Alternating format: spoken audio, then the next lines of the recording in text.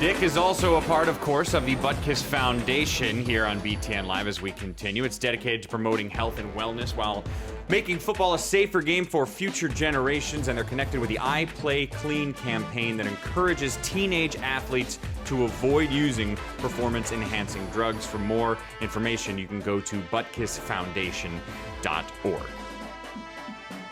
Yeah, you go down as the toughest guy to ever play.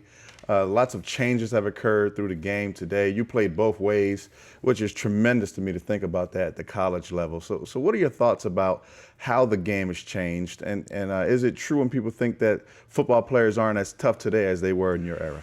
Oh, I don't know. I wouldn't say that across the board that they're not as tough or whatever. It's just the game has changed, and mainly because of the rules, and now even more so with the safety issues about concussions and what have you. It definitely has changed.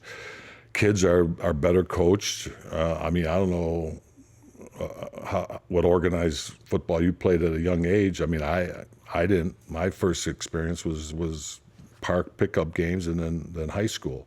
Now you're getting kids at 9 years old, and they're getting drilled how to play and the fundamentals. So they're better players. They're better skilled players. It seems like they're going that are coming into the game now. And along with the rule changes, there's it seems to be they want to open the game up more. And your quarterbacks are better skilled guys. They can throw the ball, and that's with young kids today. It just seems to me, it's like my grandson. Oh, he's mad because he can't play tight end and linebacker. He has to play left tackle. I said, well, that's the position for you.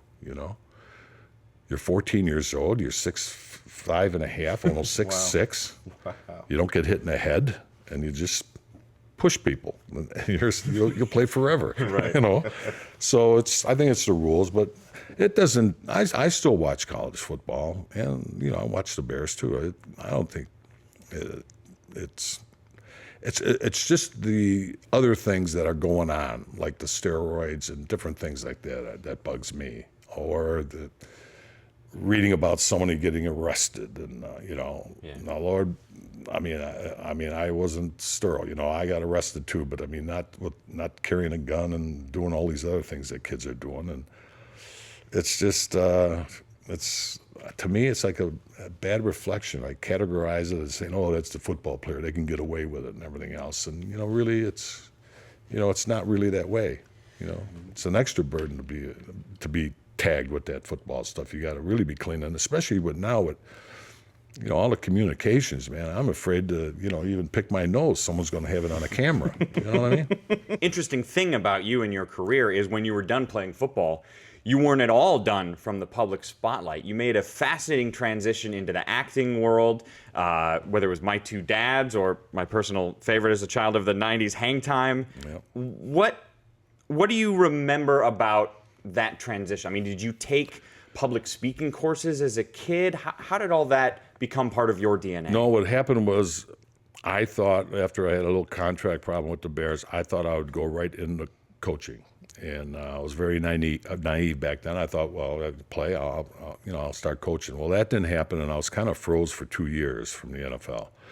I was interviewed for Monday night. Cosell brought me in for Monday Night Football, but it didn't work out because I couldn't be on air if I was having a problem with one of the teams, legally. So I get a call to do a Miller Lite commercial. So I go out, go to New York, and I do that. And from there, they called me back and wanted to hook up me, Bubba Smith and I, and we'll have you do all the other sports, like team sports. So it was just a knack or whatever. And when I retired, I moved immediately to DeLand, Florida, and I was working with Arthur Jones at Nautilus, and I was doing a lot of camera work with him. And he had years prior, he had a lot of wild animal shows, and we had crocodiles there, and I went on crocodile hunts with him and everything else. And he was a real stickler on camera movement. We would do an instructional center play with Hubie Brown, and we had 9 cameras at half court. And then you'd push the button and start them all, and okay, you do your thing. And then I had to go back and edit, okay, Dick, I want this shot from camera 2 to 7 to 1 to 8 to 4 to 3 to 9. And I had to splice all that stuff. So little did I know what I was, where that would lead. We were all doing it for exercise videos and things like that.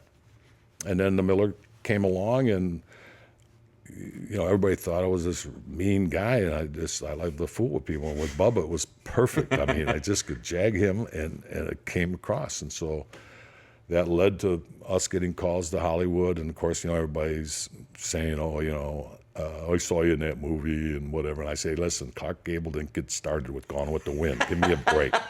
Because unlike today, it's like they welcome guys in. And I was, for us, it was harder. Oh, you're an athlete. You come and taking our jobs and everything else. So it just worked out. It's just something you put your mind to, and I sort of liked it because I was really in a fix there for 2 years. What do you do second best that you want to do? You know what I mean? It's hard to find that. Before we let you go, this Saturday, as we talked about, Washington, Illinois at legendary Soldier Field. What are your thoughts on that? I don't know. Illinois is 2-0, but now we're going to play someone. And Washington had a bye last week. I don't know. I guess this will be a real test for Illinois. See if these last 2 weeks were just because of the competition, or is there some ability there? I know I'll be interested in Brown, the linebacker. He's a preseason candidate for the Butkus Award, so keep an eye on him. But yeah, this will be a test for them. See if they get by them. I really don't know the status of how well Washington is, but it'll be a step up from the two people that they played. So right. It'll be an indication of where they're going to go. What a real treat. Dick Butkus, one of the all-time greats. Thanks for your time. We appreciate it. You got it.